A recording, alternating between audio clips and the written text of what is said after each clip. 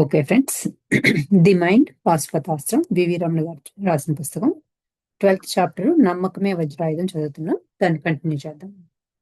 So దీనిలో ఏం చెప్తున్నారు అంటే, ఇప్పటిదాకా మనకి ఏది చేస్తున్నా దాని మీద బిలీఫ్ చాలా ఎక్కువగా ఉండాలి, అది జరుగుతుంది అనే నమ్మకం ఎక్కువగా ఉండాలి అని చెప్పి, దానిలో మనకు ఉన్న ప్రముఖ వ్యక్తుల గురించి నెల్సన్ మండేలా అని కానీ, డొనాల్డ్ ట్రంప్ కానీ, మహాత్మా గాంధీ కానీ, వీళ్ళందరి గురించి చెప్తూ వచ్చారనమాట.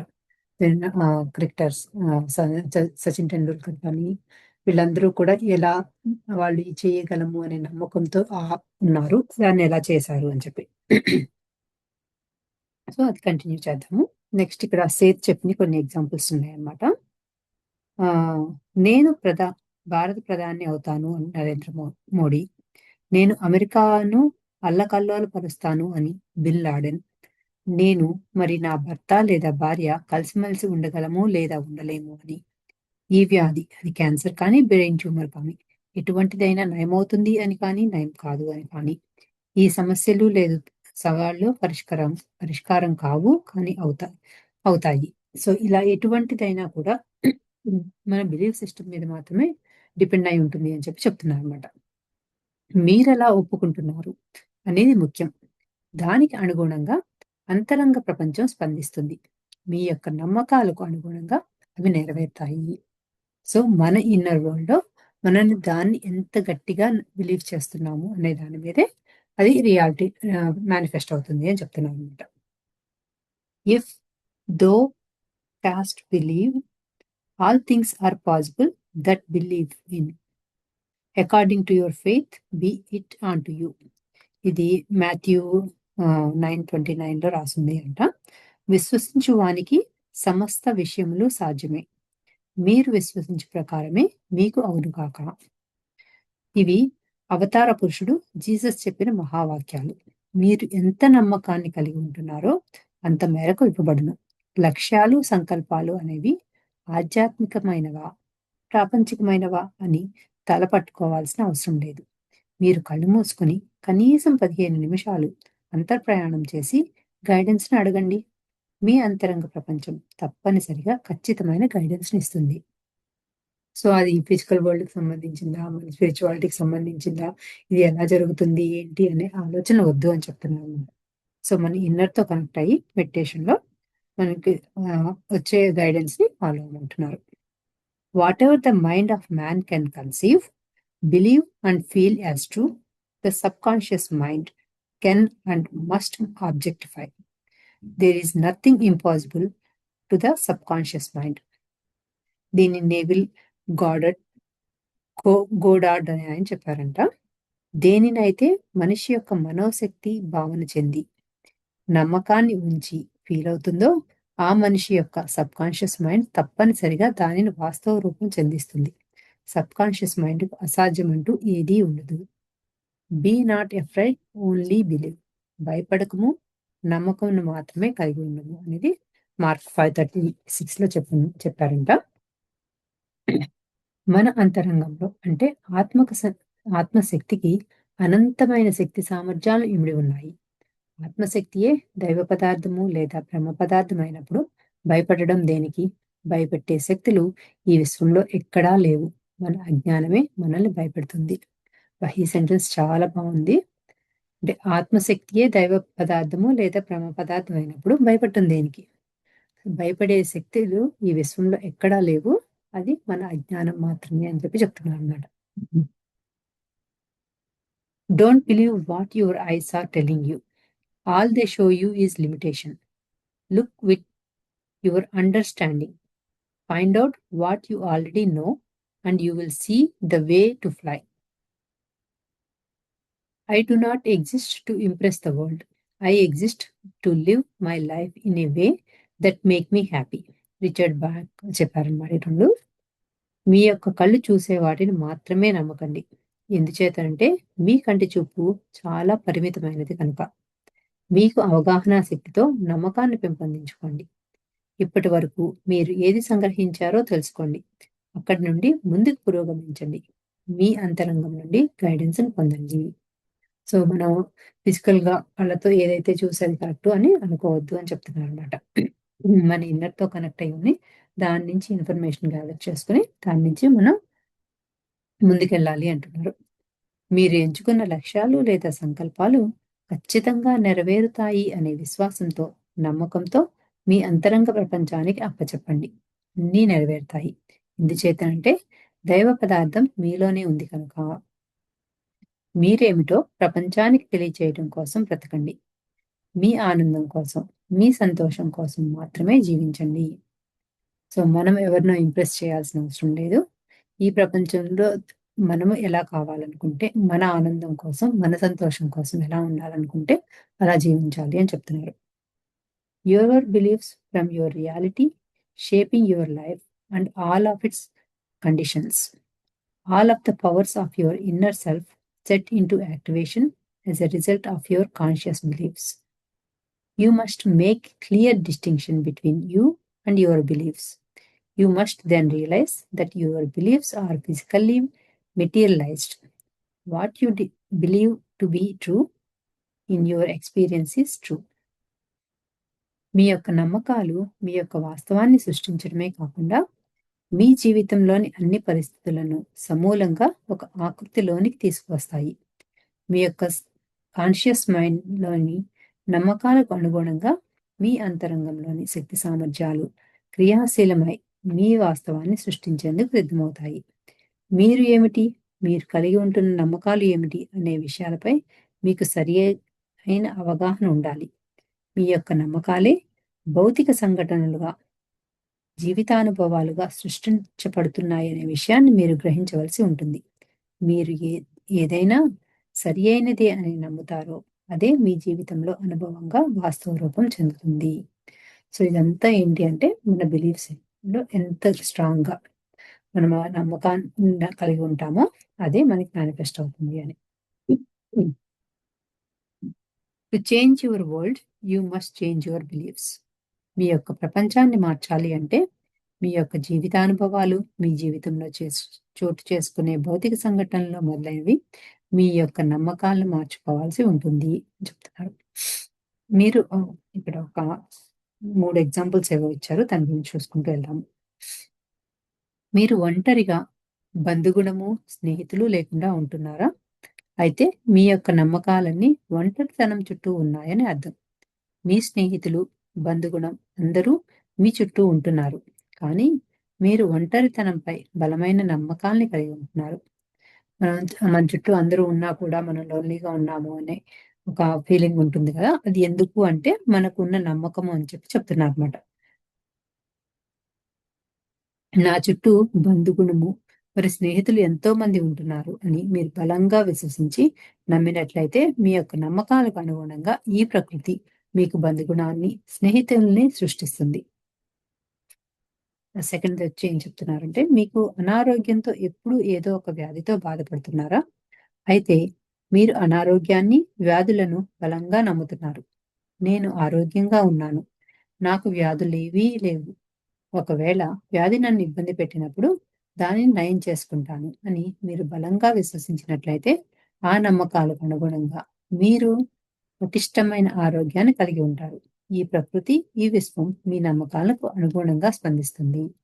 అది హెల్త్ విషయంలో అయినా సరే, మనం కనుక ఆ హెల్త్ ప్రాబ్లమ్స్ సాల్వ్ చేసుకోగలము అనుకుంటే ఆటోమేటిక్‌గా ఈ యూనివర్స్ మనకి హెల్ప్ చేస్తుంది. ఇదంతా కూడా మన నమ్మకం మీదే డిపెండ్ అయ్యి ఉంటుంది అని. సో, నెక్స్ట్ ఎగ్జాంపుల్ వచ్చేమో ఫైనాన్షియల్ రిలేటెడ్ అన్నమాట. మీరు పేదరికంతో ఇబ్బందులు పడుతున్నారా? అయితే మీరు పేదరికాన్ని చాలా బలంగా నమ్ముతున్నారు. మీకు కావలసినంత ధనము, సంపదను మీరు వినియోగిస్తున్నట్లుగా, పుష్కలంగా మీ దగ్గర ధనం, సంపద ఉంటున్నట్లుగా బలమైన నమ్మకాలను కలిగి ఉండండి. తప్పనిసరిగా మీ అంతరంగ ప్రపంచం మరి ప్రకృతి వాటిని మీ జీవితంలో సృష్టిస్తాయి.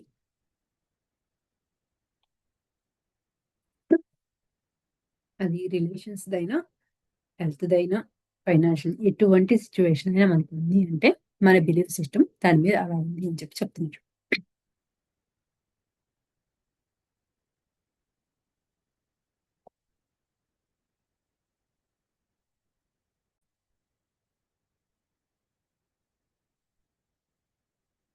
తప్పనిసరిగా మీ అంతరంగ ప్రపంచము మరి ప్రకృతి వాటి ఏమైతే మనం జీవితంలో ఏదైతే అనుకుంటున్నామో వాటిని మన జీవితంలో సృష్టిస్తాయి అని చెప్తున్నారు అనమాట. You create your reality according to your beliefs. మీ యొక్క నమ్మకాలకు అనుగుణంగా మీ యొక్క వాస్తవాన్ని సృష్టించుకుంటున్నారు. You cannot always control what goes on outside, but you can always control what goes on inside. If you believe it, it will work out. You will see opportunities. If you believe, it won't.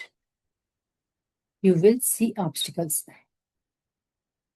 So మనం ఏదైతే belief system కలిగి ఉంటామో, అసలు బయట ఏం జరుగుతున్నా మనకు సంబంధం లేదు, దాన్ని మనం కంట్రోల్ చేయలేము.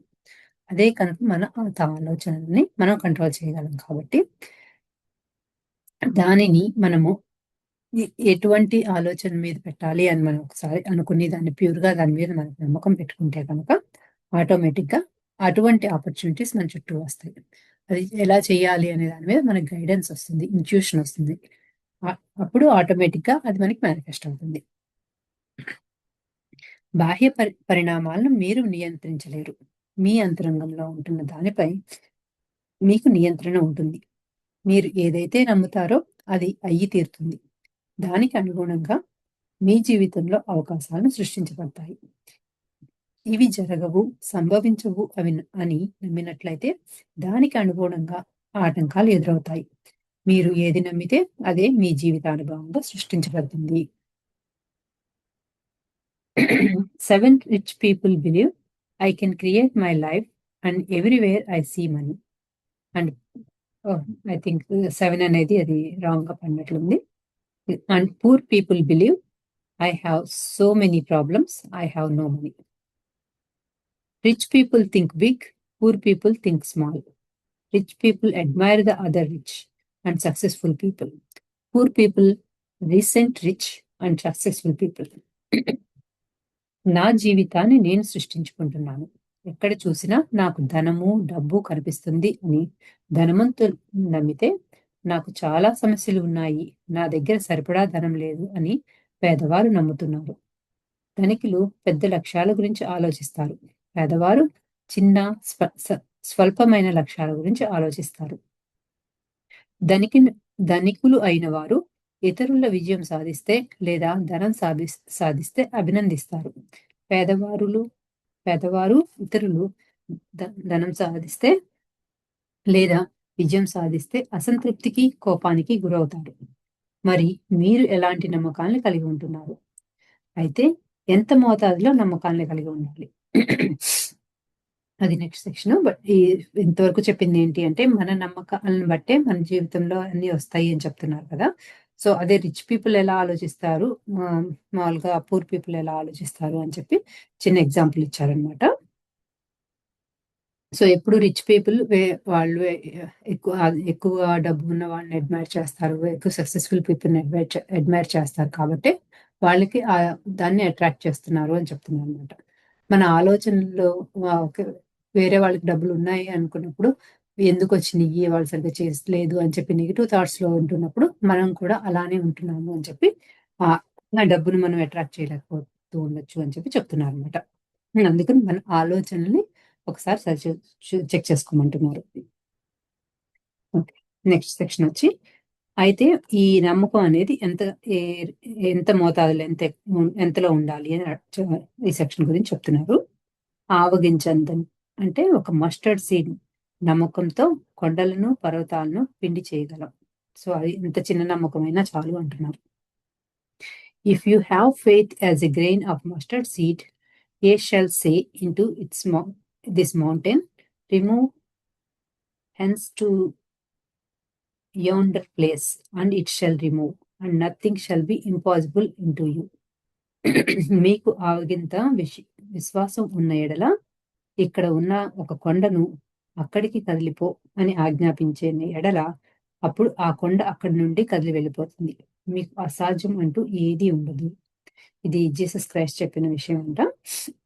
ఆ నమ్మకం ఎంత చిన్నదైనా చాలు, ఎంత పెద్ద విషయాన్నైనా మనం సాధించగలము అనేది ఒక ఎగ్జాంపుల్ గా చెప్పారనమాట. ఒక కొండను చూపించి అక్కడి నుంచి వెళ్ళిపో అంటే వెళ్ళిపోతుందంట. దాని మీద మనకు ఉండాల్సిన అంత నమ్మకం ఉండాలి. మనకు ఏదైతే జరగాలి అనుకుంటున్నామో, ఏదైతే చేద్దాము అనుకుంటున్నామో దాని మీద ఎంతో నమ్మకం ఉండాలి. నమ్మకం ఫలానా మోతాదులోనే ఉండి తీరాలి, లేదా ఫలానా శాతంలోనే నమ్మకాలను మీరు కలిగి ఉండాలి అనే విషయాలు ఈ విశ్వంలో ఎక్కడా లేవు. ఒక ఆవగింజంత నమ్మకం ఉంటే చాలు, మహాపర్వతాలను, పెద్ద పెద్ద కొండలను పిండి చేసేయవచ్చు. సో, నీకు ఇంత నమ్మకం ఉండాలి, ఇంతగా బిలీవ్ చేయాలి. నువ్వు అనుకున్న దాంట్లో అట్‌లీస్ట్ ఇంత పర్సెంటేజ్ అయినా నీకు బిలీవ్ ఉండాలి అనేది ఏం లేదు. మనం జస్ట్ బిలీవ్ చేస్తే చాలు అని. కౌరవ సభలో ద్రౌపదికి వస్త్రాపహరణం జరుగుతున్నప్పుడు తాను తప్పనిసరిగా కాపాడబడతాను అని ద్రౌపదికి నమ్మకం ఉంది.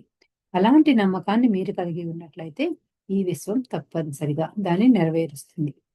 డొనాల్డ్ ట్రంప్ విషయంలో అమెరికా మీడియా లేదా అమెరికా మేధావులు, ప్రపంచ దేశాలు ఇలా ప్రపంచం మొత్తము వ్యతిరేకంగా పోరాడిన ట్రంప్ మాత్రం తన నమ్మకాన్ని కోల్పోలేదు. నమ్మకం అంటే అలా ఉండాలి. ఆయన నమ్మకమే అమెరికా ప్రెసిడెంట్ చేసింది. Your faith is your fortune. మీ యొక్క విశ్వాసమే మీకు భోగభాగ్యాలను ప్రసాదిస్తుంది. Ye shall know the truth and the truth shall make you free. When you know the truth it shall set you free. మీకు సత్యం తెలిసినట్లయితే ఇక మీకు స్వేచ్ఛ లభించినట్లేదు. మీ యొక్క అంతరంగ ప్రపంచంపై నమ్మకాన్ని కలిగి ఉండటమే సత్యం అనబడుతుంది. మనం చాలా సార్లు సత్యంతో కూడి ఉండు అని చెప్తూ ఉంటారు కదా. ఇక్కడ సత్యం అంటే ఏమీ లేదు, మన ఎప్పుడు మన అంతరంగ ప్రపంచంతో కనెక్ట్ అయి ఉండటమే అని చెప్తున్నారు అనమాట. మనం కనుక ఆ సత్యాన్ని తెలిసినట్లుంటే ఎప్పుడు మనకి విముక్తి, అంటే మనం దేంతో కూడా బంధనాలతో ఉండదు అని చెప్పి, కట్టుపడేసి ఉండము అని చెప్తున్నాం అనమాట. I and father are one, but my father is greater than I.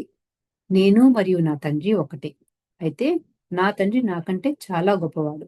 నేను ఈ దేహం, మానవ ఇంటెలిజెన్స్, అహంకారం, మరి తండ్రి అంటే అంతరంగ ప్రపంచం, ఆత్మశక్తి, అంతరంగంలోని బ్రహ్మ పదార్థం, మహామూల చైతన్యం లేదా దైవ పదార్థము లేదా బ్రహ్మ పదార్థమే తండ్రి.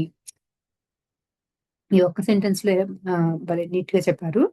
ఏమన్నారు అంటే, నేను నా తండ్రి ఒకటే, కానీ నా తండ్రికి నాకంటే చాలా ఎక్కువ లక్షణాలు ఉన్నాయి, చాలా గొప్పవాడుగా ఉన్నాడు.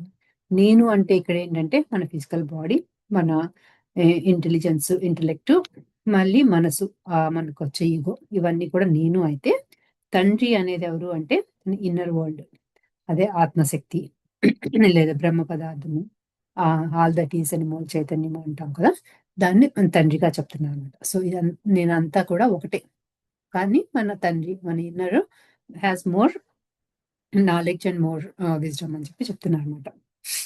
పరిమితమైన మానవ ఇంటెలిజెన్స్ ని ఆయన నేను మరి అపరిమితమైన చైతన్య శక్తితో నిండి నా అంతరంగ ప్రపంచము రెండు ఒకటి. సో మన ఫిజికల్ బాడీలో ఉన్న లిమిటెడ్ ఇంటెలిజెన్స్, మన ఇన్నర్ లో ఉన్న అన్లిమిటెడ్ కాన్షియస్నెస్ రెండు ఒకటి అని. శ్రీకృష్ణుడు, ఉపనిషత్తులు, బుద్ధుడు, జీసస్ క్రైస్ట్, జరాతృష్ట, మహావతార్ బాబాజీ, వేదవ్యాసుడు, సేతు విజ్ఞానం నుంచి వచ్చిన సందేశాలన్నీ మహావాక్యాలు. ఇవే జీవిత సత్యాలు. ఇంతకు మించిన జీవిత సత్యాలు ఈ భూమి మీద ఎక్కడా లేవు. కనుక జీసస్ క్రైస్ట్ ని క్రైస్తవ మతం పరంగా చూడకండి.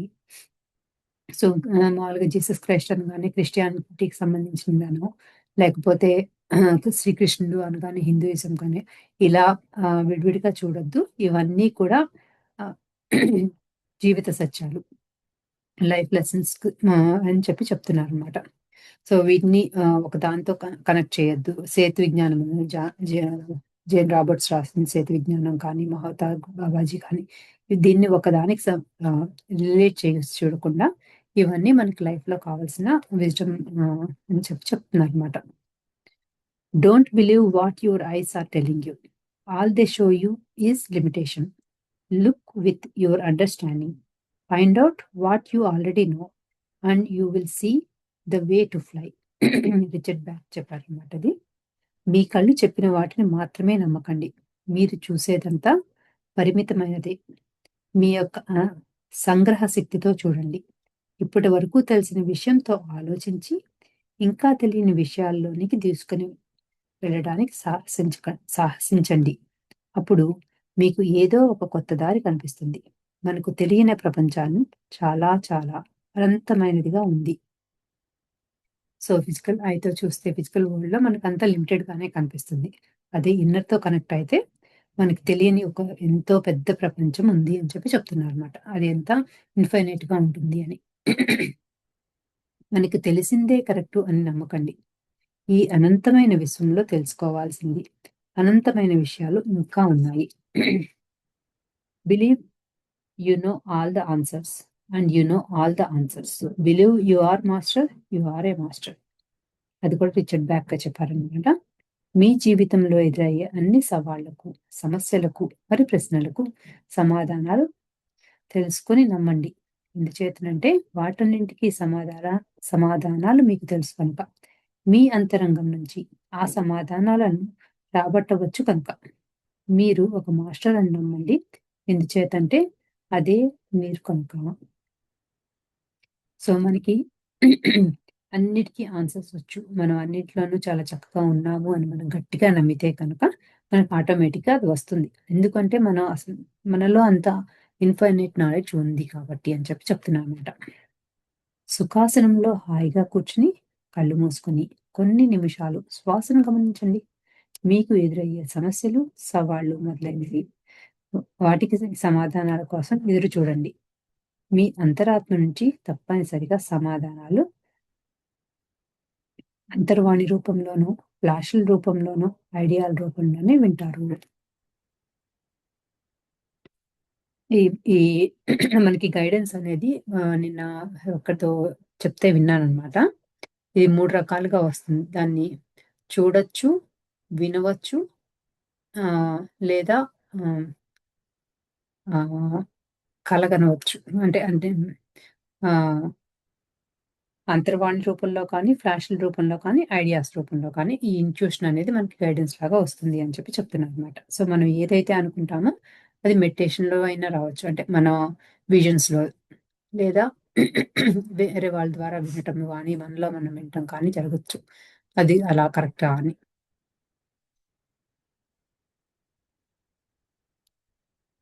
ఓకే. అలా దాని గురించి చెప్పారు. యాక్చువల్లీ అది వర్డింగ్ ఎక్కడో రాసుకున్నాను. అదొకసారి చూసి చెప్తాను. అది చాలా ఈజీగా ఉందనమాట. అది రైమింగ్‌గా 3 వర్డ్స్ ఉన్నాయి. ఓకే. నెక్స్ట్ ఇక్కడ ఒక ఎక్సర్‌సైజ్ ఇచ్చారు. ఈ అభ్యాసం చాలా శక్తివంతమైనది. చాలా శక్తివంతంగా పనిచేస్తుంది. మానసిక దృష్ట నియంత్రణ మాపకం అంటే మెంటల్ థెర్మోస్టాట్ అనే సూత్రంపై ఆధారపడి ఈ అభ్యాసాన్ని సాధన చేస్తాం. అతి సులభమైన అభ్యాసం ఇది. మన ఇంట్లో ఎయిర్ కండిషన్, ఫ్రిడ్జ్, యూపీఎస్ మొదలైన గృహోపకరణాలు వాడతాం కదా! గదిలో ఉష్ణోగ్రతను నియంత్రించడానికి ఏసీలో ఉష్ణ నియంత్రణ మాపకం అంటే థెర్మోస్టాట్ అనే పరికరాన్ని వాడతాం. ఉదాహరణకు మన గదిలో ఉష్ణోగ్రత 22 డిగ్రీలు వద్ద ఉన్నట్లు ఏర్పాటు చేస్తే ఆ ఏసీ ద్వారా గదిలోని ఉష్ణోగ్రత స్థిరంగా ఉంటుంది. వాతావరణంలోని ఉష్ణోగ్రత ఎక్కువైనా, తక్కువైనా ఈ థెర్మోస్టాట్ వలన ఏసీ ద్వారా గదిలోని ఉష్ణోగ్రత ఎప్పుడూ 22 డిగ్రీల వద్దనే స్థిరంగా ఉంటుంది. అలాగే ఫ్రిడ్జ్, యూపీఎస్ అంటే స్టెబిలైజర్ మొదలగు పరికరాలలో విద్యుత్ వాడకాన్ని స్థిరంగా ఉంచుటకు థెర్మోస్టాట్ అను పరికరాన్ని అమరుస్తాం. సో, మనకి ఎక్కడైనా టెంపరేచర్ ఆహ్, ఒకే రేంజ్ ఒకే టైం ఒకేలాగా ఉండాలి అంటే లైక్ ఫ్రిడ్జ్ కానీ, ఏసీ కానీ ఒక మనకు కావాల్సిన నిర్దిష్టమైన డిగ్రీస్ దగ్గర పెడతాం కదా! సో, బయట ఎంత ఉన్నా, ఎక్కువున్నా, తక్కువున్నా ఇక్కడ మాత్రం సేమ్ టెంపరేచర్ మెయింటైన్ అవుతుంది కదా! సో, దాని గురించి చెప్తున్నాననమాట. ఈ థెర్మోస్టాట్ సూత్రం ఆధారంగా చేసుకొని మన ఆర్థిక స్థితిని, రక్షణను, విజయాలను, ఆరోగ్యాన్ని స్థిరంగా ఉంటున్నట్లుగా చేద్దాం. ఉదాహరణకు ఒక వ్యక్తి తన నెల ఆదాయం రూ. 2,00,000 మానసిక థెర్మోస్టాట్‌లో ఏర్పాటు చేసుకుంటే ప్రతి నెల అతని ఆదాయం లేదా సంపాదన రూ. 2,00,000 ఉంటున్నట్లుగా అతని సబ్‌కాన్షియస్ మైండ్ వాస్తవ రూపం చెందిస్తుంది. మరో వ్యక్తిది తనకు ఎప్పటికీ ఉబ్బకాయం రాదు కనుక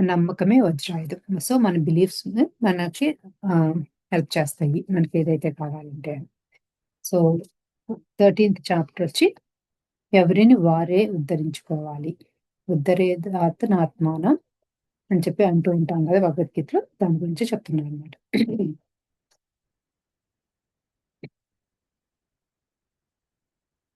ఓకే. నెక్స్టొచ్చి ఎవరిని వారే ఉద్ధరించుకోవాలి. ఎవరు ఇంకొకరిని ఉద్ధరించలేరు. ఎవరి సాధన వాళ్ళే చేసుకోవాలి. ఎవరి జ్ఞానాన్ని వారే సంపాదించుకోవాలి. ఎవరి కర్మ ఫలితాలు వాళ్ళే అనుభవించాలి అని భగవద్గీతలో చెప్పారు కదా! దాని గురించి ఇంకా ఇక్కడ ఎక్స్‌ప్లెయిన్ చేస్తున్నారు. ఈ భూమి మీద ఎవరి హోంవర్క్ వారే చేసుకోవాలి. ఈ భూమి మీద మనం వచ్చిన పని చూసుకొని మళ్ళీ ప్రయాణం అవ్వాలి. అలా కాకుండా ఇక్కడ సమయాన్ని వృధా చేసుకుంటూ ఉంటే మన యొక్క ఆత్మజ్ఞాన తిరోగతికి మాత్రమే మనం కారకులు అవుతాం.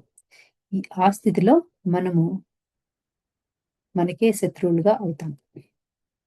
మనం ఎంత ఎక్కువగా జ్ఞానం సంపార్జన కావిస్తామో, అంత ఎక్కువగా ఆత్మ పురోగతిని సాధిస్తాం.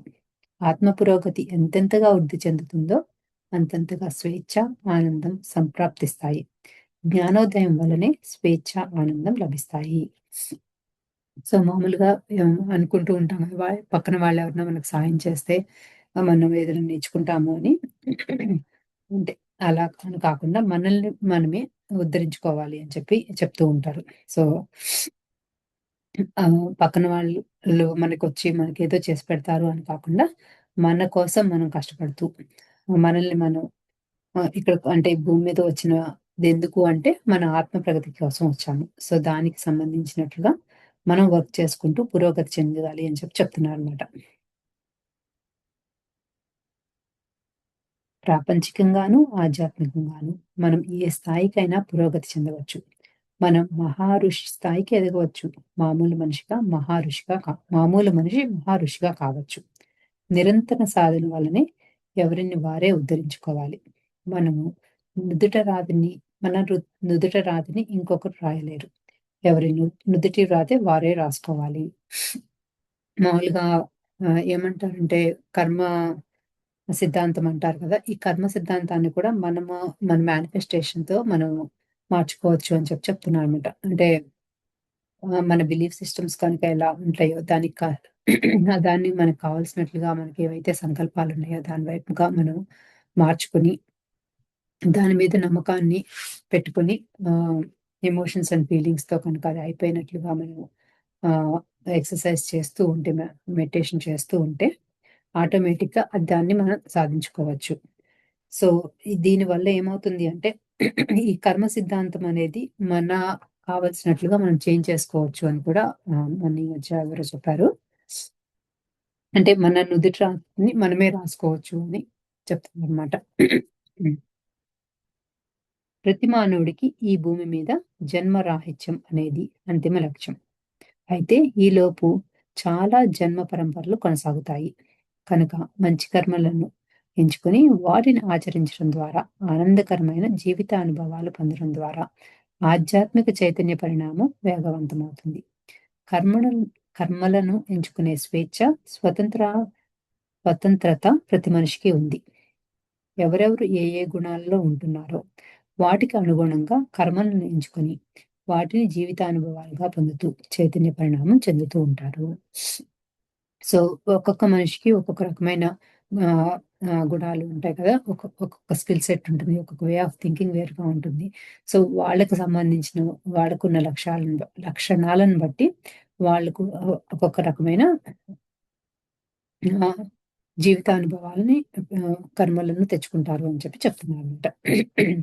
ఆ కర్మలను తెచ్చుకున్నప్పుడు దాని దిశగా వాళ్ళు పెట్టుకున్న సంకల్పాల వైపు ప్రయాణం చేస్తున్నప్పుడు వాళ్ళ చైతన్య పరిణామం అలా పెరుగుతూ ఉంటుంది అని. మనందరము సమానమైన చైతన్య శక్తితోనే జన్మిస్తూ ఉంటాము. అయితే ఈ భూమి మీద మనుషులుగా జన్మలు తీసుకుంటే ఆత్మలన్నింటికీ జన్మించే సమయంలో అందరికీ ఒకే సమానమైన చైతన్య శక్తి స్థిరపరచబడి ఉంటుంది. అయితే ప్రతి ఒక్కరూ తాము ఎంచుకునే కర్మలు అంటే లక్ష్యాలు లేదా సంకల్పాలు వాటిని నెరవేర్చడానికి చేసే కృషి, దీక్ష, పట్టుదల, దృఢ నిశ్చయం, అంకిత భావం ఎంతెంతగా ఉపయోగిస్తారో అంతంతగా జీవితానుభవాలను పొందుతారు. వాటి ద్వారా ప్రాపంచిక మరియు ఆధ్యాత్మిక ఎదుగుదలను అంతంతగా పొందుతారు. సో మనందరం పుట్టినప్పుడంతా మనందరికీ ఒకే రకమైన ఎనర్జీస్ ఉంటాయన్నమాట. చైతన్య శక్తి మనందరికీ ఒకే రకంగా ఉంటుంది. సో మనం పెట్టుకునే గోల్స్ని బట్టి గోల్స్ని మనం కష్టపడే ఎంత కష్టపడుతున్నాము, దాని మీద మనకి ఎంత డెడికేషన్ ఉంది, దాని మీద ఎంత హార్డ్ వర్క్ ఉంది, దాని మీద ఎంత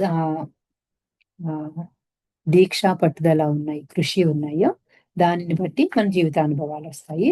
ఆ జీవితానుభవాలను బట్టి మనం ఫిజికల్ గా కానీ ఆధ్యాత్మికంగా కానీ ఎదుగుతూ ఉంటాము అని చెప్తున్నారు.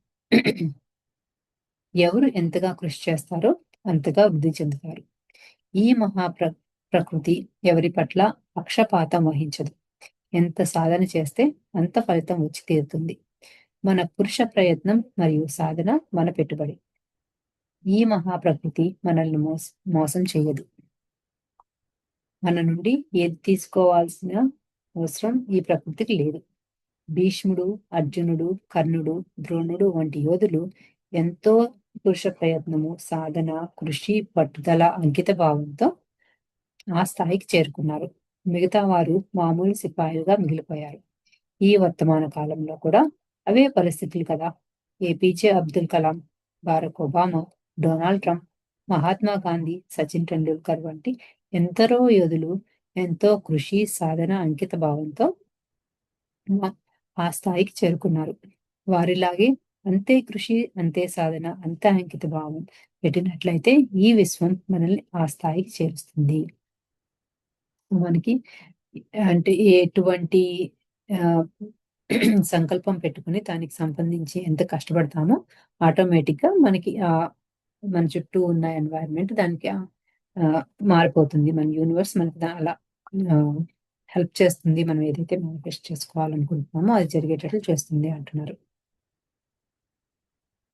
అపో దీపో భవ, బి ఏ లైట్ అంటూ యువర్ సెల్ఫ్.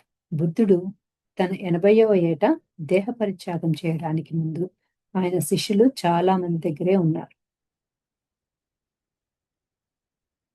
బుద్ధుడి శిష్యుడు ఆంతరిక సహాయకుడు అయిన ఆనందుడు కూడా అక్కడే ఉన్నాడు. చుందుడు అనే రైతు పొరపాటున వండిన విషపు పుట్ట గొడుగులు ఆహారాన్ని భుజించిన బుద్ధుడికి అదే చివరి భోజనం అని తెలిసిపోయింది. బుద్ధుడికి దేహ పరిత్యాగం ఆసన్నమవుతున్న సమయంలో ఆనందుడు దుఃఖిస్తూ మన మార్గదర్శి మనల్ని అప్రమత్తంగా ఉంచి నడిపించే గురువు దేహ పరిత్యాగం చేస్తున్నారు. అంతిమ శ్వాసకు ముందు చివరి గడియలో కూడా బుద్ధుడు ఆనందుడిని ఉద్దేశించి, ఆనంద, ఆత్మకు ఆత్మయే మార్గదర్శి కాగలదు. ఆత్మను ఆత్మే నడిపించుకోగలదు. ఆత్మకు ఎవరి సహాయమూ అవసరం లేదు. ఓ దీపో భవ, నీకు నువ్వే దిక్కువే కా అని అంటారు. లక్ష్యాలు లేదా సంకల్పాలు ఎంచుకోవటమే మన కర్తవ్యం.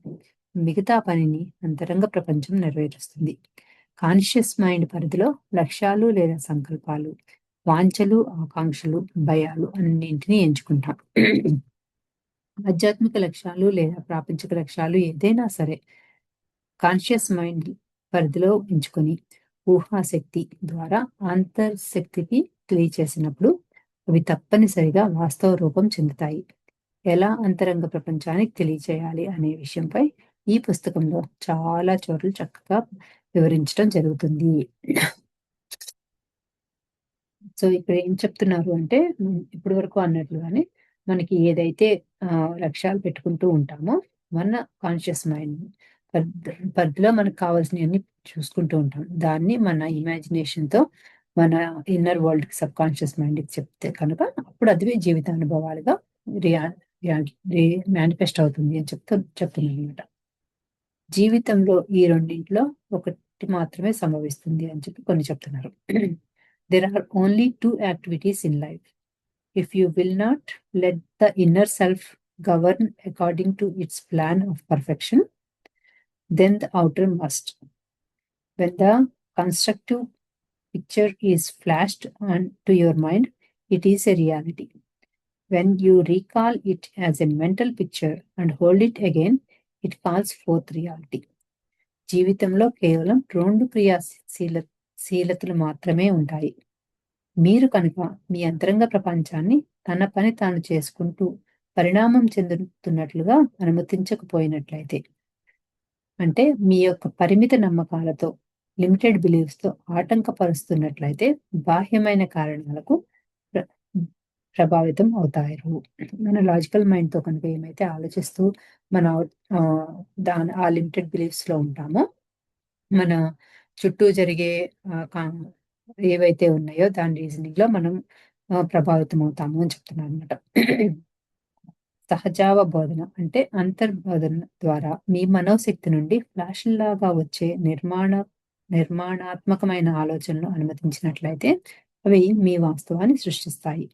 ఆ ఆలోచనలు మీ మనోక్షేత్రంలో చిత్రాల రూపంలో ప్రతిష్ఠించినట్లయితే అవి మీ జీవిత అనుభవాలుగా వాస్తవ రూపం చెందుతాయి. సో, మన ఇన్నర్ నుంచి అంటే మన ఇంట్యూషన్ నుంచి ఏవైతే వస్తాయో వాటిని మనం కనుక గైడెన్స్ లాగా తీసుకొని మనం దాన్ని ఫాలో అయితూ ఉంటే అవి మనకి రియాలిటీలోకి వస్తాయి అని చెప్తున్నారనమాట. సో, మన ఫిజికల్ మైండ్‌తో ఆలోచించి ఆ లిమిటేషన్స్‌లో ఉంటే గనక మన చుట్టూ ఏదైతే జరుగుతుందో, మన కళ్ళతో ఏదైతే నమ్ముతున్నామో అదే మన రియాలిటీలోకొస్తుంది. మన ఇన్‌ట్యూషన్స్‌లో వస్తున్న గైడెన్స్‌ని ఫాలో అవుతూ వస్తే అవి మన రియాలిటీలోకొస్తాయని చెప్పి ఈ 2 రకాలు మాత్రమే మనము ఆహ్, హ్మ్. మన చుట్టూ ఉందాన్ని ఎక్స్‌పీరియన్స్ చేస్తున్న వాటిని ఈ 2 విధాలుగా చెప్తున్నారనమాట. అవి ఎక్కడి నుంచొచ్చినియి అని. అంటే గమ్యం లేని నాకు వలె జీవిత ప్రయాణాన్ని కొనసాగించడం లేదా ఒక గమ్యాన్ని ఎంచుకొని జీవిత ప్రయాణాన్ని సాగించటం. సో, మన ఆహ్, కం లాజికల్ మైండ్‌తో మన చుట్టూ ఉన్నదాన్ని చేస్తేనేమో గమ్యం లేకుండా మనొక ప్రయాణం చేస్తున్నట్లుగాను, మన ఇన్నర్ చూపించే లక్ష్యాలను చూసుకుంటూ దాని గైడెన్స్ ద్వారా వెళ్తేనేమో గమ్యం అంటే ఒక గోల్ పెట్టుకొని అటువైపు ప్రయాణం చేస్తున్నట్లుగా చెప్తున్నారనమాట. ఎవరిని వారే ఉద్ధరించుకోవాలి. ఎవరికి వారే గమ్యాన్ని ఏర్పరచుకోవాలి. గమ్యం లేని నాకు వలె ప్రయాణిస్తే జీవితంలో దుర్భరమైన పరిస్థితులను ఎదుర్కోక తప్పదు. ఎప్పుడు కూడా ఒక గోల్ అయితే ఎప్పుడు లైఫ్‌లో పెట్టుకోవాలి అని చెప్తున్నారు. నెక్స్ట్ దాన్ని ఎంచుకోవటం ఎలా అనేది రేపు చూద్దాము. Thank you friends.